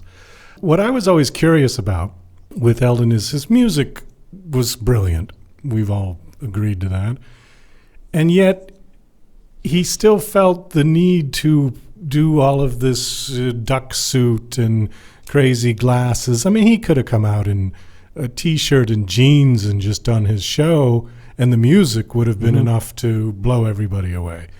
I wonder why he felt the need to do the feather boas and the craziness. Because he's nuts. Because he's nuts. Yeah, it's as simple as that. And he likes to show off, and he's extravagant, and that's what he likes to do. And before he was on stage doing it, this is his personality. I mean, he'd walk into I can see him now, actually. I mean, I was in the cutting room, and this guy would walk in with a sheepskin coat and a noddy, with a shirt with noddy all over it, and funny hat and strange shoes. And you think, what have you come as? What's going on? But that's how he liked to be. And in fact, if you look at the shots of him when he was at the Troubadour, he wasn't wearing funny glasses and funny. He had a beard. He looked very rock and roll. He was wearing dungarees. In fact, I was surprised, because you'd have thought that this was his big moment playing at the Troubadour, that he'd dress up for that. But he actually didn't. He he thought, well, this is a rock show, so I'm going to be more like a rock and roll artist. So, he was looking more like a rock singer. But, when he's very much one for, putting on a show. So that's what he wanted to be. He wanted to be Jerry Lee Lewis. He wanted to be Little Richard. And those are the people that he idolized. And he would, whenever you saw an Elvis, whenever you saw these people, they were extravagantly dressed. And that goes along with his character anyway. So once he could afford to do it, and once he could get away with doing it, he was going to do it. It wasn't, it wasn't taken seriously. I mean, he used to have a loon with it, especially on the tour that we did on the 74 tour. If you see the clothes that he was wearing on that, they were just outrageous. And I can remember being outside his dressing room, and he'd suddenly walk out in the most ridiculous outfit, and we'd just all be on the floor laughing. Well, I mean, some artists might not like that. They might go, well, how dare you laugh at me? This is, this is serious. I don't think Liberace would like it if you laughed at his outfits. I mean, I'm not sure, but maybe he took it more seriously. But Elton didn't. He's always he's got a great, amazing sense of humor. A bit sick, but he's got the most amazing sense of humor. And would just take the piss out of himself, really. And just love to dress up. Okay. I mean, that makes sense. It just seemed a little bit odd, because where the music was so fabulous, it seemed unnecessary, I guess. Well, he wasn't taking any, but he wasn't doing it because of, he really wasn't doing it, look at me. I mean, I can tell you all sorts. I can write a book about it. Elton's actually a very shy person. All right, now that comes as a bit of a shock. But when I first met Elton, he's an incredibly shy guy. So I've also met other superstars who became superstars who were equally shy. And it's a very strange thing that you find, is that some of these artists, these icons, are actually, as individuals, they're very shy. So it seems to be one extreme to the other. They either want to be invisible, or they want to be the most visible person on the planet. Well, that makes sense. They don't like anything in between. So Elton he used to come to parties, say at my mum's house, and he'd just be a guy in the corner in the shadows, not speaking to anyone, feeling a bit out of it, But then if he walks in dressed as Mickey Mouse, immediately. Because he's got the gall to do that. You've got to have the, you've got to be, I can't think of the word, but you've got to have the balls or something or other. Yeah, to do that. But then as soon as you do that, everyone looks at you immediately and probably laughs. And then immediately he's the center of attention. Now, once Elton is the center of attention and has your focus, you know, he can then be brilliant. You know, he can sit at the piano and sing and perform and do everything, you know. So it's the quickest way to get attention, really. And to be honest, I used to go to gigs in the early days where Elton didn't do this at all. He was the pianist with hook foot. He would sit there, he'd play the piano, or he'd do gigs on his own with just piano and voice, and people were talking all over the room, and I was trying to tell them to shut up and listen, and they're not interested. He's making he's singing your song, he's singing all these songs, but no one's interested. They won't listen. I mean, people are, you know, the public are like that, unless there's some sort of reason for them to take note, to listen to this, or to really concentrate on it. They sometimes, if it's a new artist, new songs, they're not interested. So, you know, he thought, I'm not having this. I want them to, they're going to watch me. They're going to, you know, they'll either boo me. That's the risk that you take. That's the risk that he took at the Troubadour when he came on, and blimey, he wasn't just playing on the piano, he then stood on it. I mean, I'd never seen him do that before, you know, but he was like, this is my time. If they boo me, all right, but they're not going to ignore me anymore. You know, this is my time, and I want to be huge, so I'll do whatever. I'll dress up as Mickey Mouse, or I'll wear outrageous clothes, but the music he can follow up on, and he knows that he can do it musically. But I think it's also for the show, because he's part of show business, and he loves Hollywood, and you know, you'd get a bit upset if Marilyn Monroe turned up at an opening of a film dressed in jeans and mind you, she probably looked great in anything, but you know what I mean. Right. Well, I was just thinking about, you know, other great songwriters and performers. You mentioned James Taylor, Simon and Garfunkel, or somebody, you know, somebody. Why didn't James Taylor dress up as Mickey Mouse? Why didn't he come out in a chicken suit, you know? I reckon he'd have liked to have done it. I reckon secretly he would have liked to have done it, but it just wouldn't suit his personality. Or Neil Young. Just in the same way as the Joni Mitchell or Neil Young, or... Well, look, it's very, very good. You always say these great things that set me going, because when Elton first started off writing in these early days, that's exactly who he thought he was going to be. Neil Young. He was going to be Neil Young, Jackson Browne, James Taylor, Cat Stevens, English equivalent. Right. That's who he was going to be. That's where the music was headed. But that's not what was in his head. That's not what was in his stars, as far as he could see it, was that he was more outrageous, and was going to be more outrageous, and was going to surpass them in terms of what he had in his head to be, you know, because he wasn't wanting to emulate, you know, Bob Dylan or country and western or country artists. He wanted to emulate rock and roll, you know, like we were saying, Elvis Presley, Jerry Lee Lewis. But we didn't know that. We didn't know that. I mean, no one knew that. I mean, I can go on for hours, but when Elton first came back from the first tour, I hadn't seen the show, you see. I hadn't seen the new show with Elton, Dee and Nigel.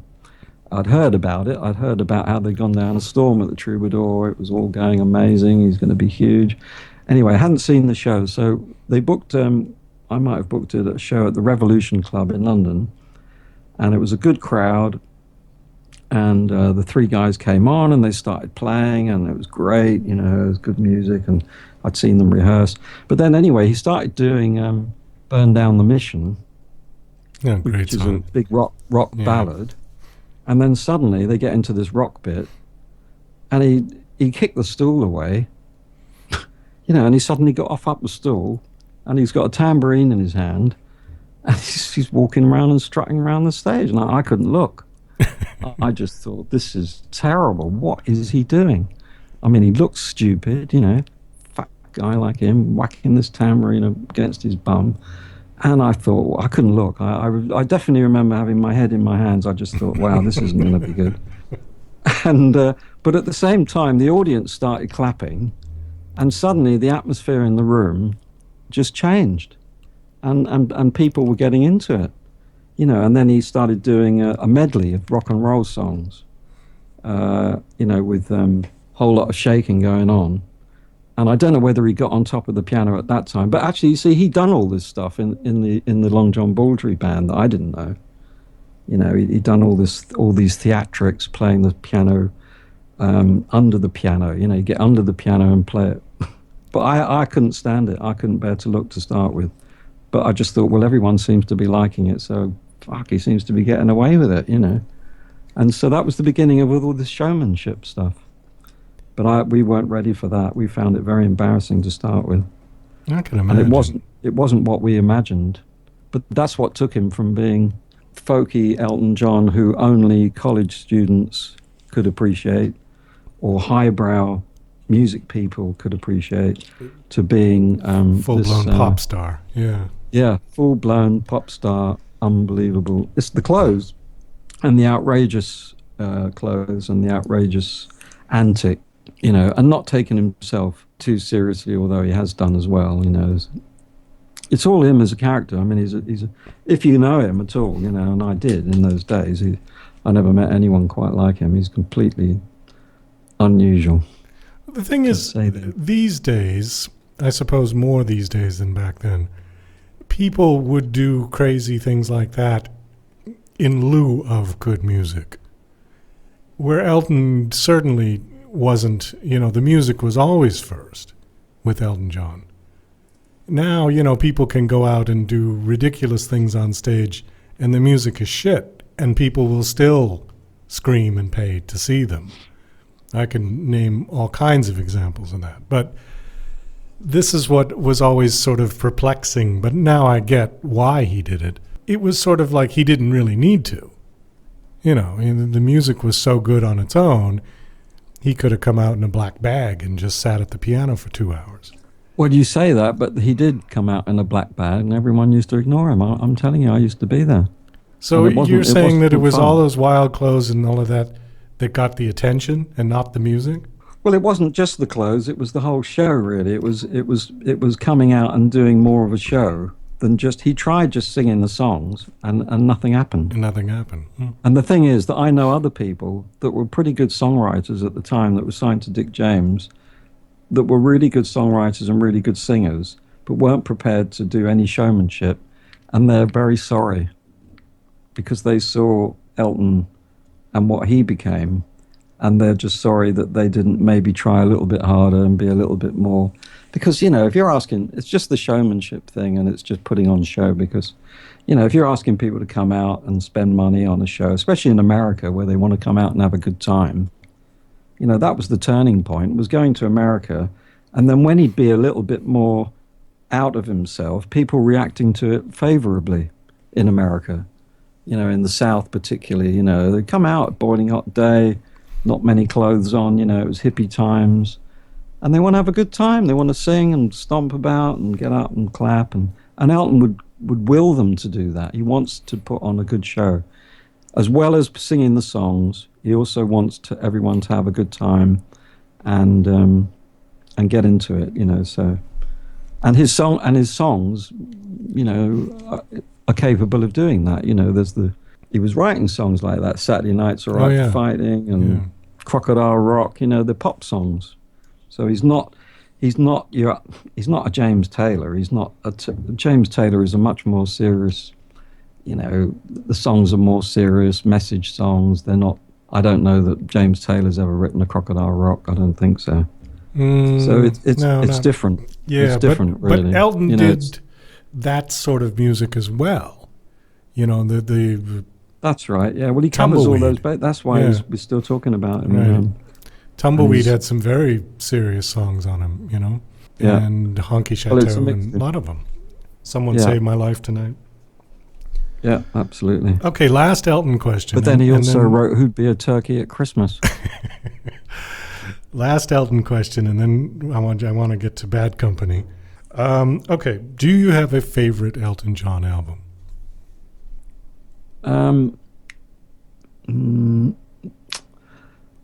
Well, I don't. I must admit, I'm very occupied with sort of recording and producing my, you know, stuff that I'm working with clients and everything. So I don't really play many albums, let alone Elton albums.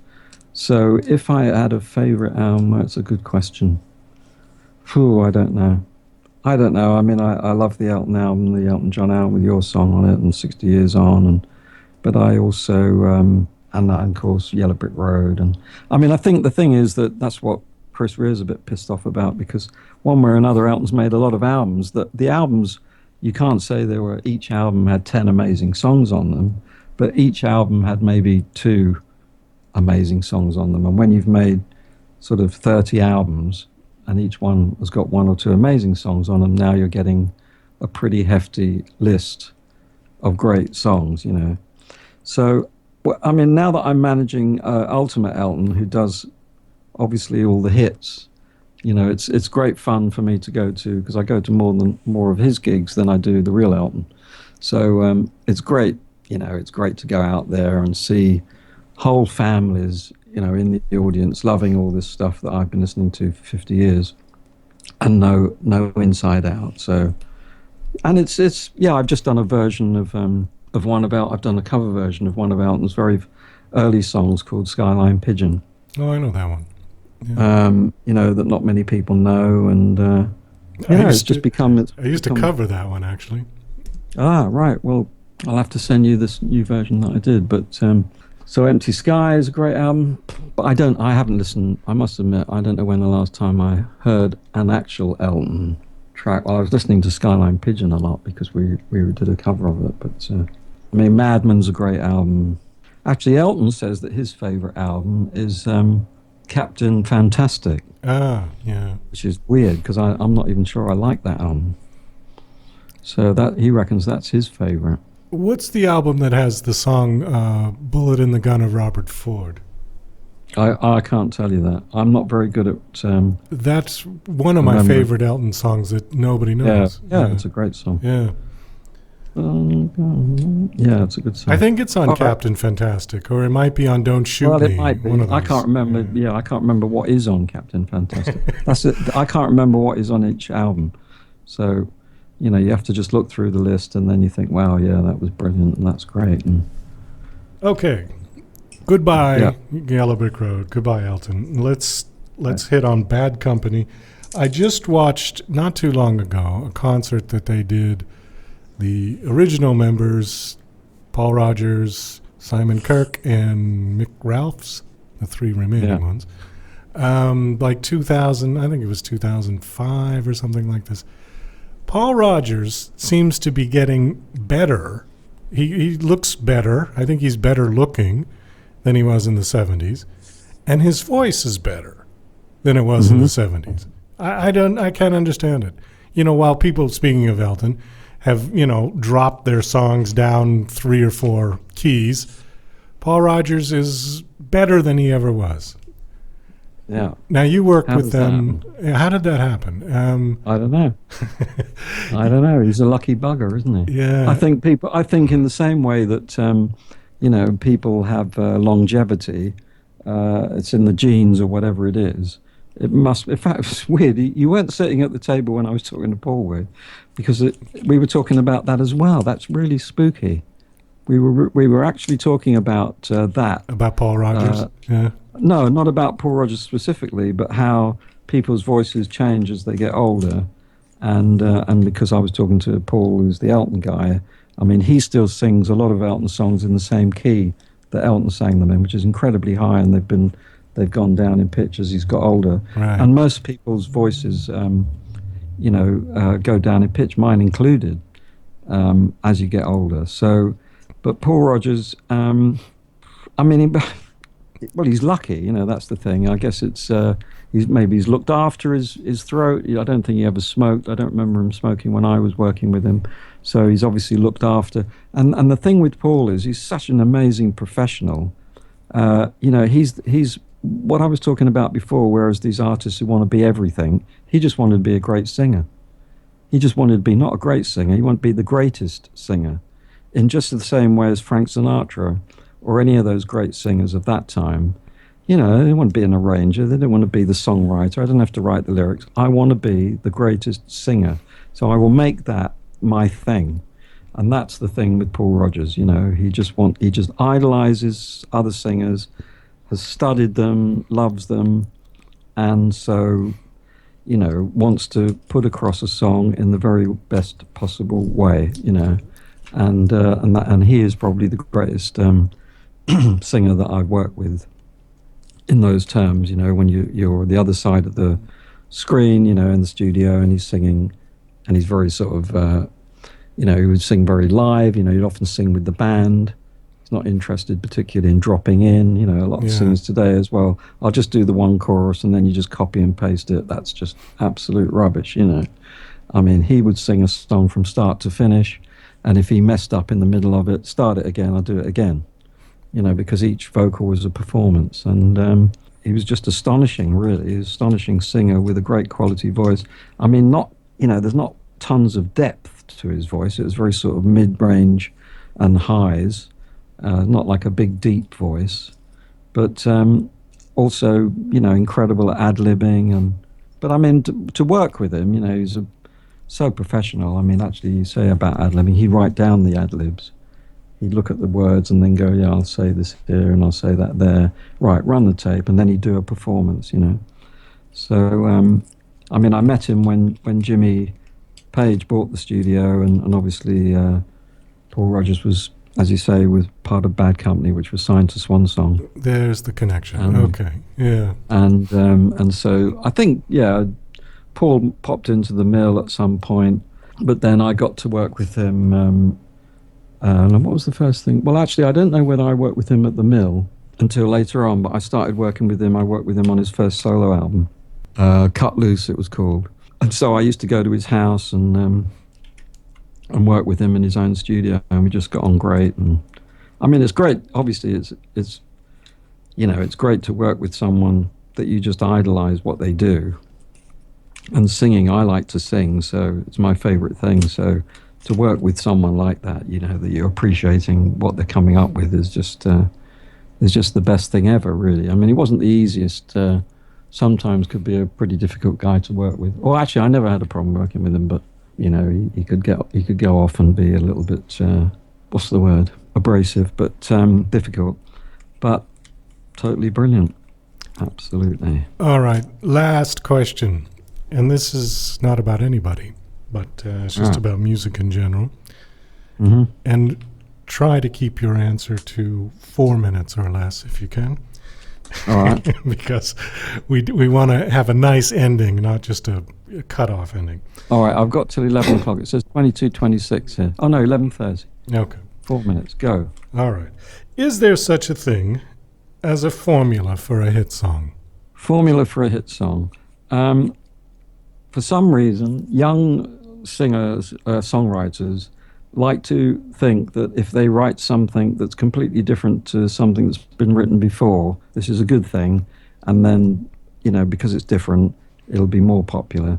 Well, I'm not so sure that works. And if there is mathematical and definitely formulas to single, if we're talking about a hit single. Hit single, yeah. Yeah, and one thing that brought that home to me, if I didn't already know it, 3 minutes to go, is when I worked with Robbie Williams, and he came to the studio, and I wasn't a big fan of Take That by any means, but he came in with this selection of songs, and part of my job was to write down the where the verse was and connect that to the timing on the multi-track so that the verse was at 1 minute 4, and then it went into a chorus, then it went... And as I was writing it down, I was thinking, bloody hell, this is just old school, you know, intro, introduction, first verse, and then into the bridge, which Americans call what do they call the bridge? Middle eight or the mid...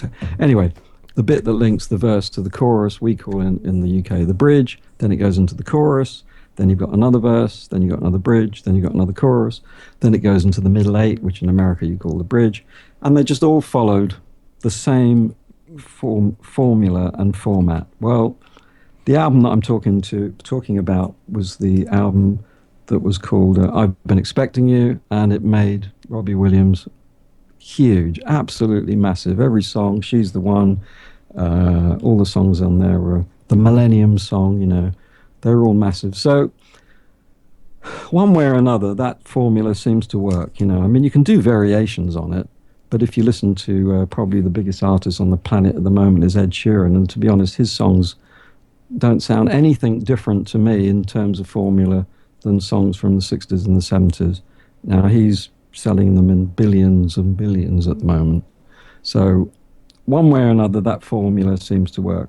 You know, the Bob Dylan formula of verse, chorus, verse, chorus, verse, chorus, you know, that worked for him, but they weren't really singles. You know, they were more like albums. Right. But if you're talking about trying to, I mean, anyway, I'm not saying it, but the ultimate is the Beatles. Right. You know, I mean, I was just thinking about it today. I mean, those songs, when you listen to I think more about that actually than the Elton song. You know, because I'll go onto YouTube and listen to old Beatles songs and live albums and, you know, interviews, and then they're playing stuff that was done when they were making the White Album, and those songs are just marvels, you know, where you've got, not only have you got one middle eight, but you've got the middle eight repeated, and often it's only 2.5 minutes long, you know, so you know, there's something wrong. When I get sent a demo, I've got 1 minute left, and it says 6 minutes. I think, well, there's something wrong with that. There's got to be something wrong, because 6 minutes is too long for a single. And you'll find that something's too long in the middle of it, or something got repeated that shouldn't have done. So there definitely is a formula, you know. And you can sort of swap it round and try different chord progressions and this, that, and the other. But one way or another, making a single is like writing a story, really. It's like writing a book. And you wouldn't write a book with the end at the beginning. You know, this is how it finishes, and then tell the whole story. Or sometimes you might, but... So it's a bit similar, really. It's an art form like a painting or, you know, a book or a sculpture. In some respects, it's a similar sort of thing that has to follow, I think, should follow a certain pattern, yeah. And follow a pattern, because you're doing it because you want people to enjoy it. Other people who aren't maybe technically, you know, they might want to sing along with it, they might want to whistle to it, they might want to relax to it, but one way or another they want to like it, and you want them to like it. So, you know, you want to bring them into the story in a pleasant way and make it all work. In saying that, it's still incredibly difficult, and not everyone can do it. The Beatles... I've got a minute over now. Yeah, the Beatles had an amazing ability to write songs that were simple enough sounding that the average non-musician could clap their hands and sing along, had very catchy melodies. And yet, music aficionados could listen to that and go, oh, they've put this chord in there, and oh, they did this, and just these tricky little things like, you know, the opening chord of Hard Day's Night. Yeah. You know, I mean, just that was brilliant. And then it goes into the song, and it's I mean, and Help starts with the chorus, you know. So all right, so so they're sort of they changed the rules as well. Yeah, they wrote them as they went But actually, along, I think that's why the Beatles are, you know, what they only did was another blueprint to use, you know, to follow. Right. And I think that's the thing that maybe not enough youngsters do, is and that's what they did more in the 60s and 70s.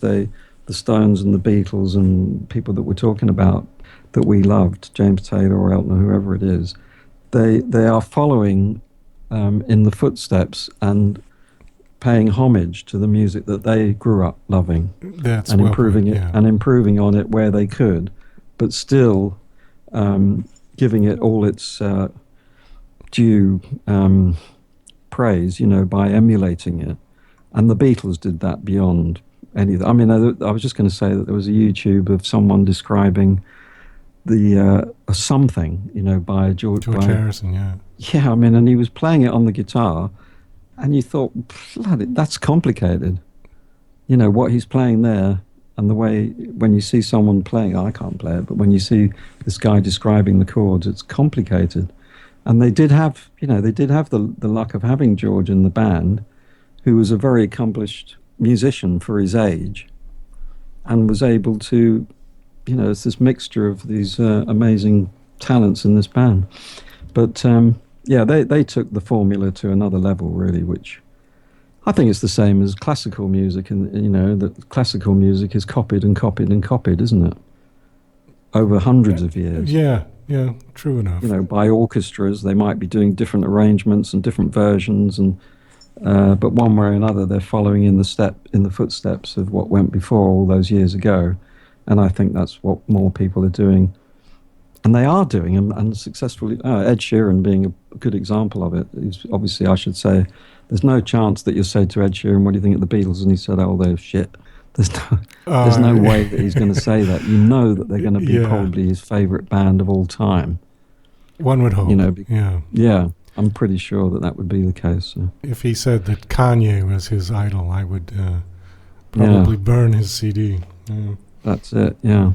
Well, Stuart, we've got to wrap this up. Thank you so much for coming on the show. Thanks again. Thanks again for coming on. Have a good evening. Well, that's about all the time we've got for the show today. I want to thank my very special guest, Stuart Epps. It was great to talk to him again.